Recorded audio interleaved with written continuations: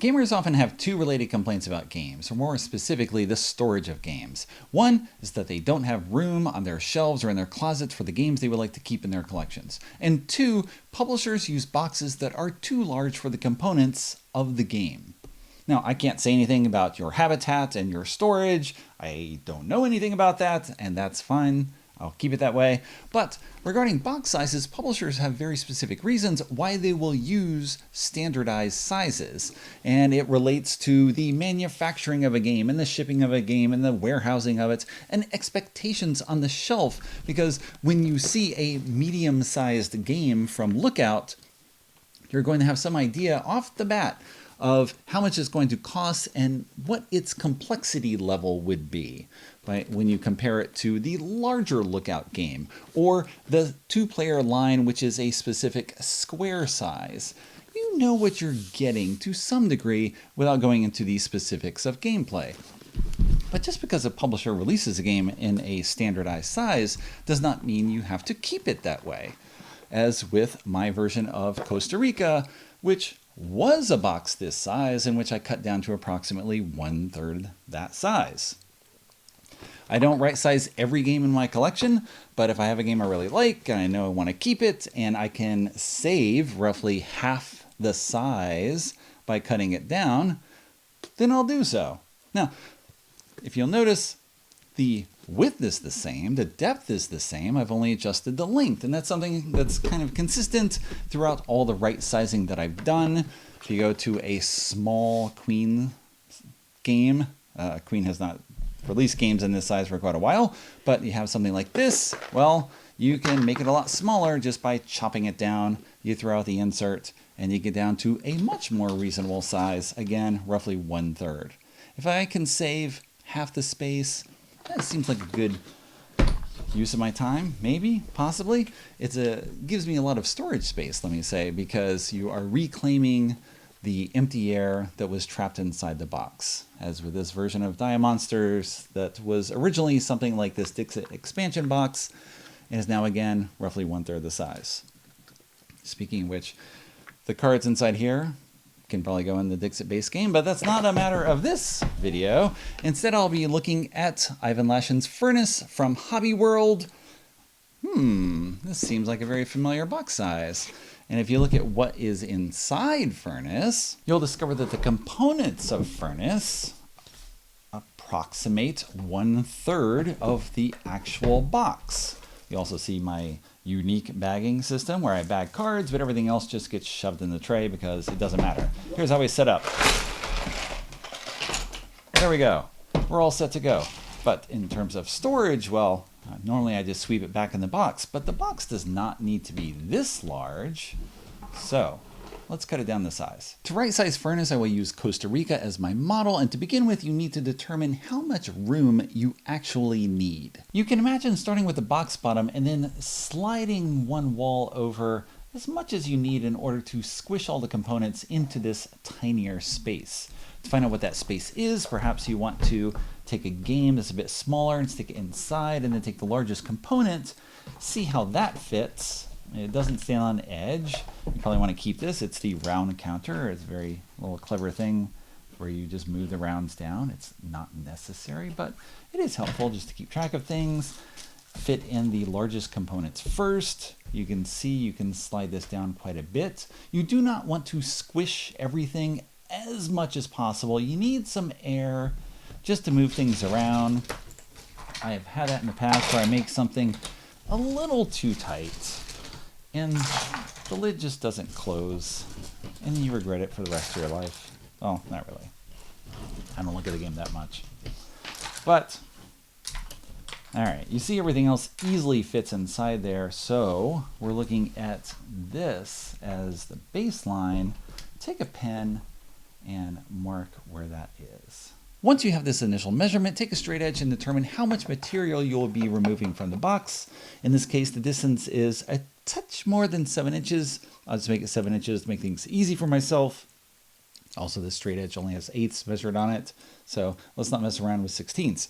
But if I remove the same amount of material from the bottom of the box as from the top, the two should nest together again nicely. I will note that once you remove part of an edge, if you have that open cardboard, it tends to flare out a bit. It doesn't sit as tightly as the wrapped edges, so you risk having this little bowed part on the box. It's up to you whether you care or not. As for what to keep, well, do I keep the top of the box with this iconic looking dude in a top hat? Or do I want to keep the bottom with the title? Probably the top, given that I love the way this looks. Obviously, I don't love it enough that I'm not willing to cut it up. But we'll have the title of the game on the side here, so don't worry about keeping it on the top of the box. Let's just go with the graphic look of it. So we'll measure things off and then we'll start cutting. Once you have both boxes marked on the sides, but not on the bottom, mind you, you are ready to cut.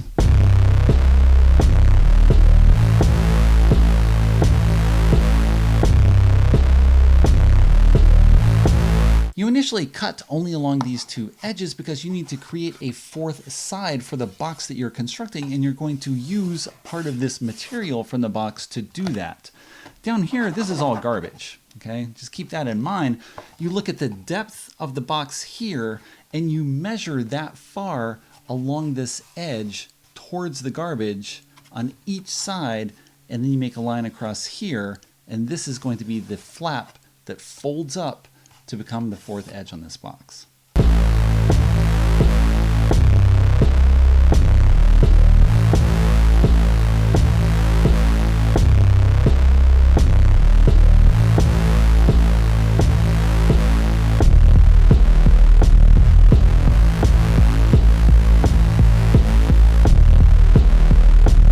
Once you've cut away part of the box and have a piece that looks like this, you want to score this part along this edge from the bottom of one side to the bottom of another side, so that then you can easily fold this part down to create this fourth wall.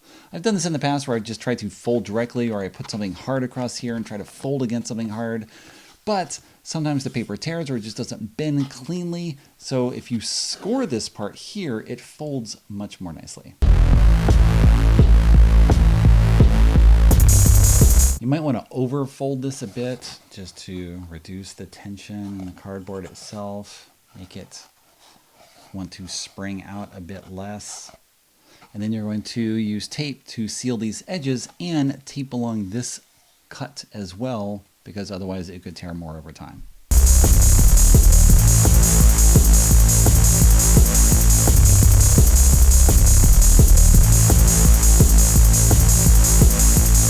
Okay, the first half of the box is complete. You can see tape on all the edges here, slightly shorter on the bottom here. Could have been a little more exact. Possibly I need a straight edge that goes to 1/16 just to make that a little easier on myself, but it'll work.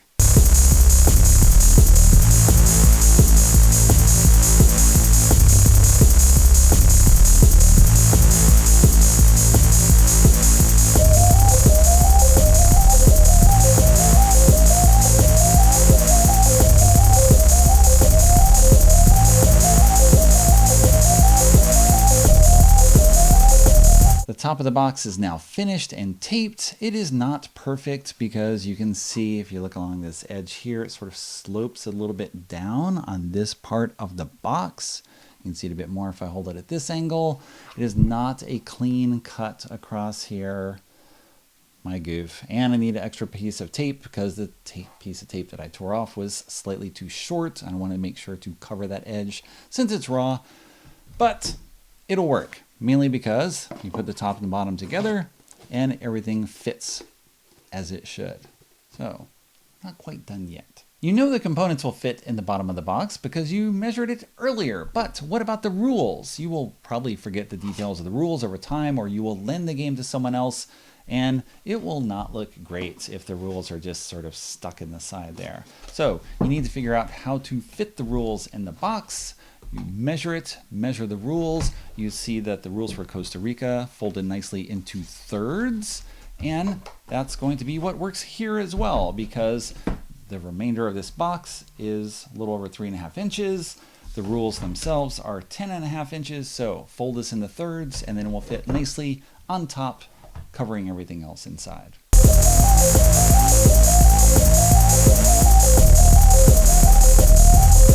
All the components are now inside this new resized furnace box, and you'll notice that actually we've got about an inch space at the top of the box. So in theory, you could cut this whole thing down an inch and cut down the top of the box as well, but that'd just be crazy. Who would do that?